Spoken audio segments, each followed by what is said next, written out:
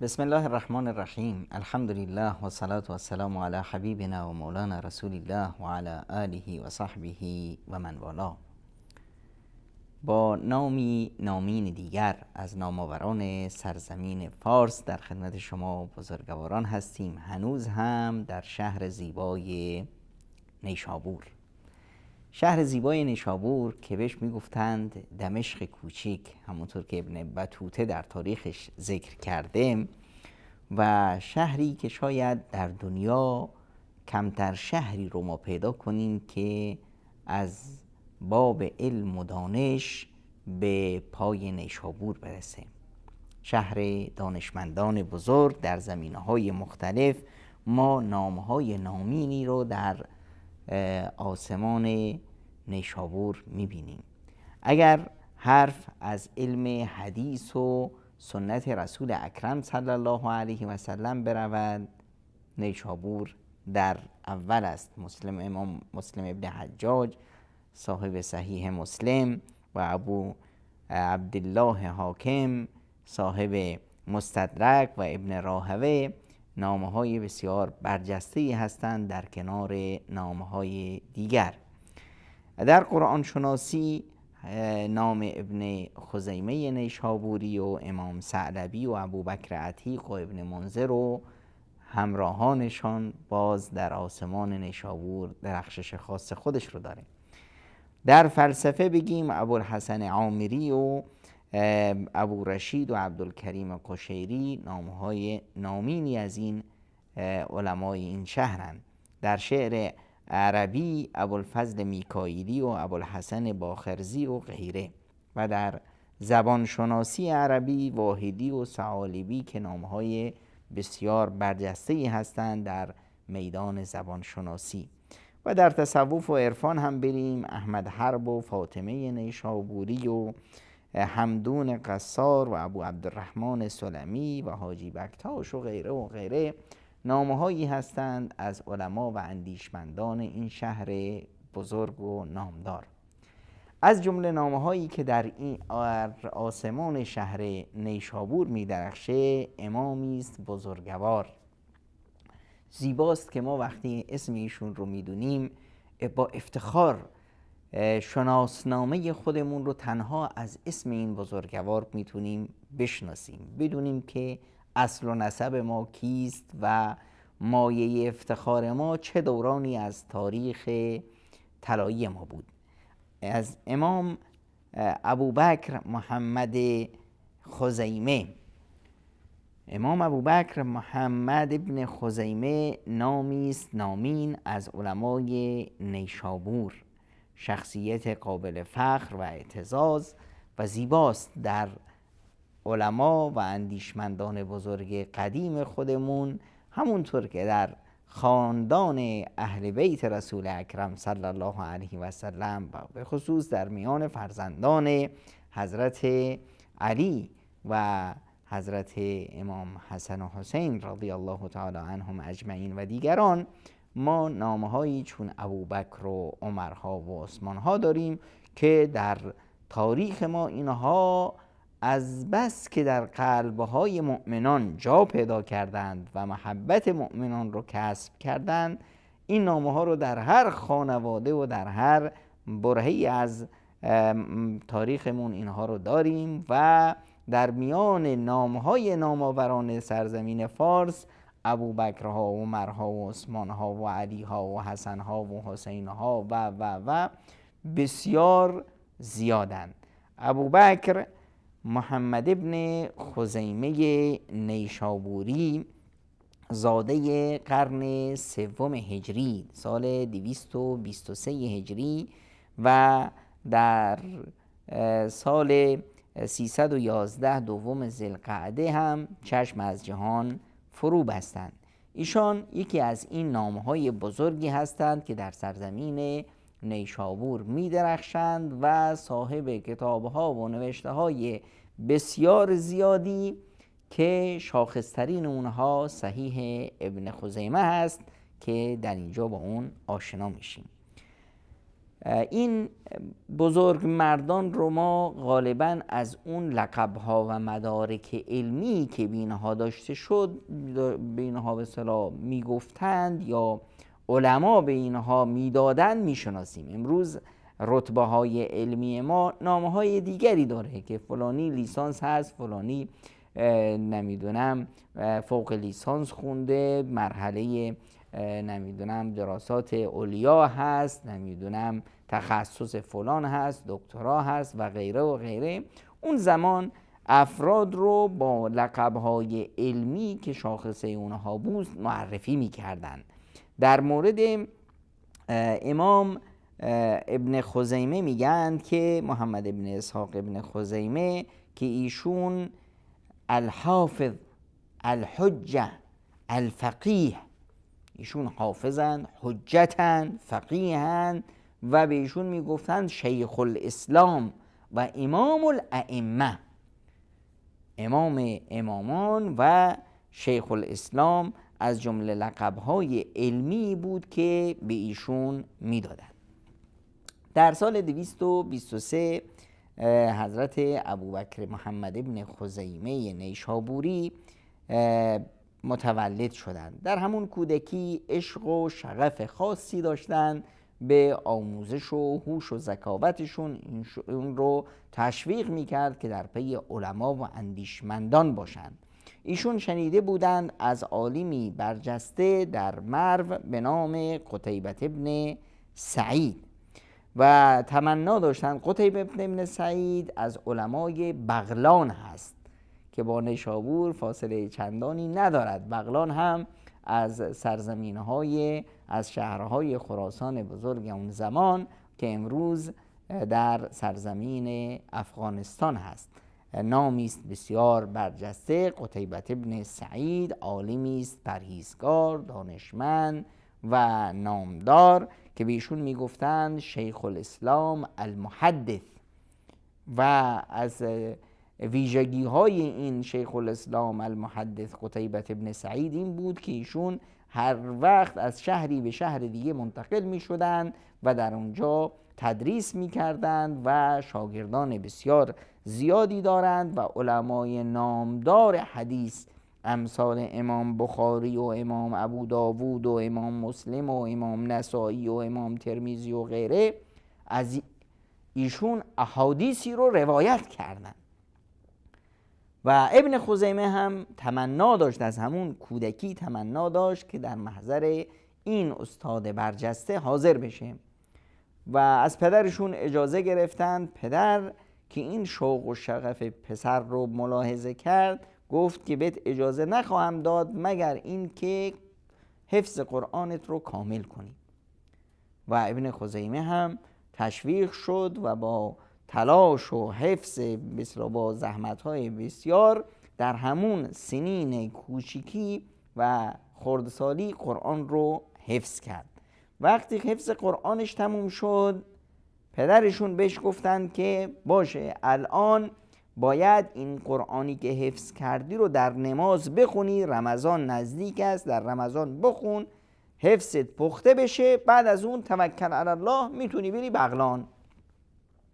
ایشون هم در نماز امامت دادن، در همون خردسالی با قرآنی که حفظ کردن قرآن کامل رو امامت دادن. بعد از این رفتن به مرو تا اونجا به اصطلاح امام قتیبة ابن سعید رو ببینن. در اونجا محمد ابن هشام رو دیدن. در محضر محمد ابن هشام ایشون به اصطلاح کسب علم کردن.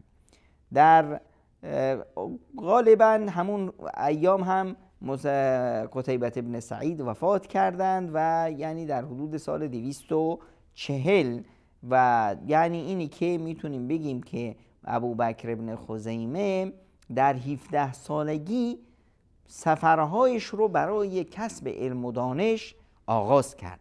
سفر در مفهوم گذشته و مفهوم امروزی ما هم بسیار بسیار مهم هست برای دانش آموزان و دانش پژوهان، گرچه که فضای دانش در همه جا فراهم شده است و رسانه ها و امکانات اینترنتی نوین مراکز علمی رو به خانه انسانها آورده. با این وجود سفر طعم خاص خودش رو داره و در مدرسه سفر یک دانش آموز و دانشجو فراوان چیزهایی رو خواهد آموخت. و استاد ابوبکر بن خزیمه این امام بزرگوار و برجسته هم سفرهای بسیار زیادی داشتند، از جمله خب در نیشابور که شهر خودشون بودن، در اونجا در محضر اسحاق ابن راهوی و غیره کسب علم کردند. به مرو که رفتن در محضر علی ابن محمد بودند، در ری محمد ابن مهران رو داشتند و در شام موسی ابن سهل رملی رو و در جزیره عرب عبدالجبار ابن العلا رو و در مصر یونس ابن عبدالاعلا رو و واسط محمد ابن حرب رو، در بغداد محمد ابن اسحاق ساغانی و در بصره در محضر نصر ابن علی ازدی و در کوفه در محضر ابا کریب محمد ابن علاء الحمدانی بودند.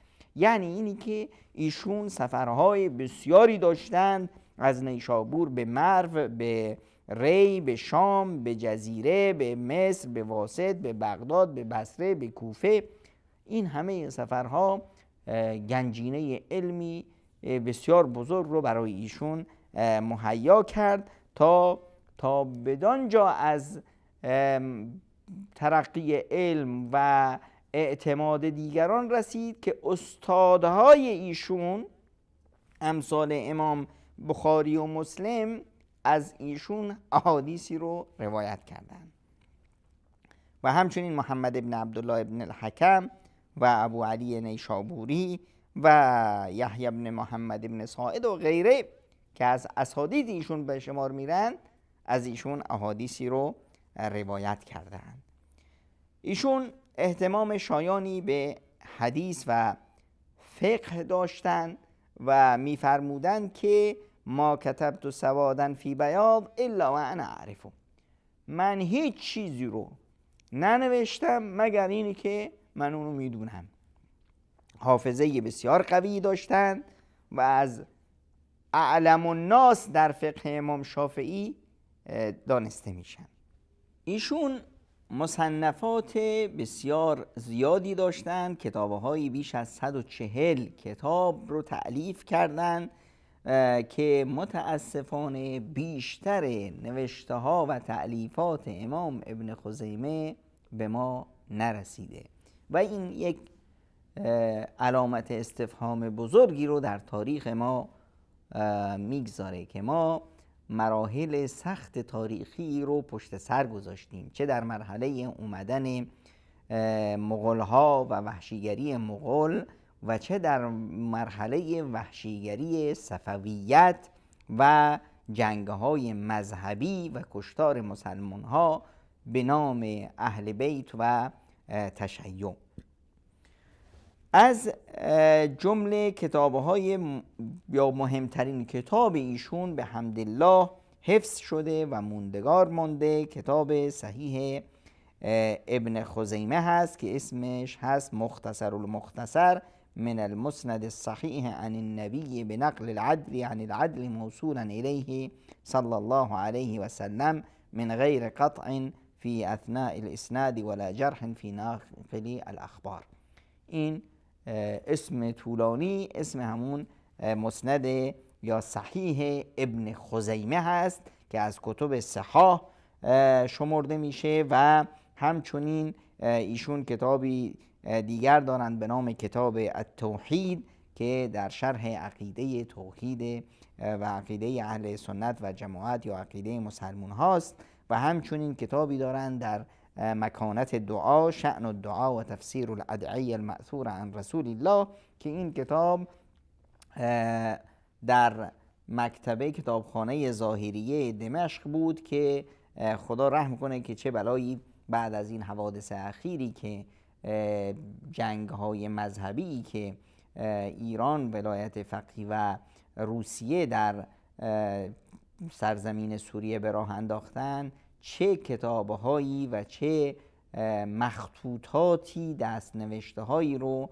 ما از دست دادیم. این تصویری است گویا از اون ظلم و ستمی که صفویان در آن بره از زمان هم انجام دادند و افراد زیادی رو و کتابها و علمای زیادی رو سر به نیست کردند.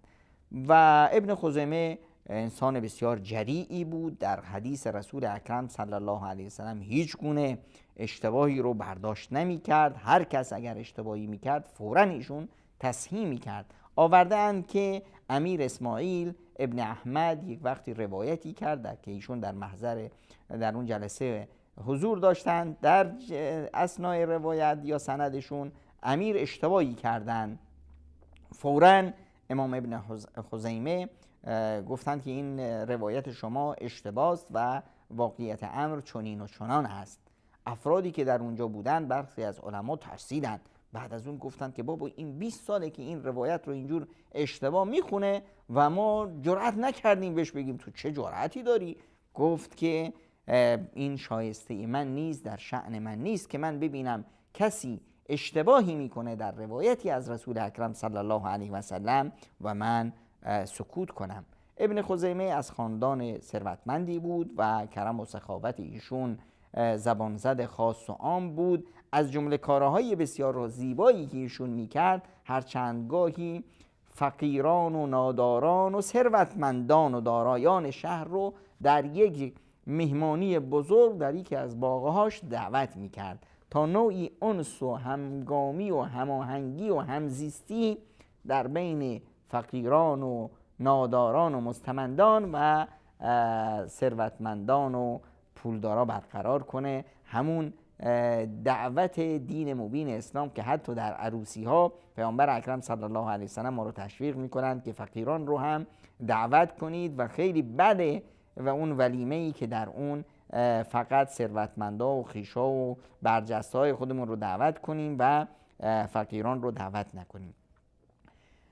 از جمله علمایی که در حق ابن خزیمه و در وصف ایشون و معرفی ایشون برای ما جملاتی دارند، امام ابن حبان هست که می‌فرمایند من در روی زمین کسی رو در علم سنن و احادیث پیامبر اکرم صلی الله علیه و سلم زیادات اسانید و حفظ و متون و اینها مثل محمد ابن اسحاق ابن خزیمه ندیدم.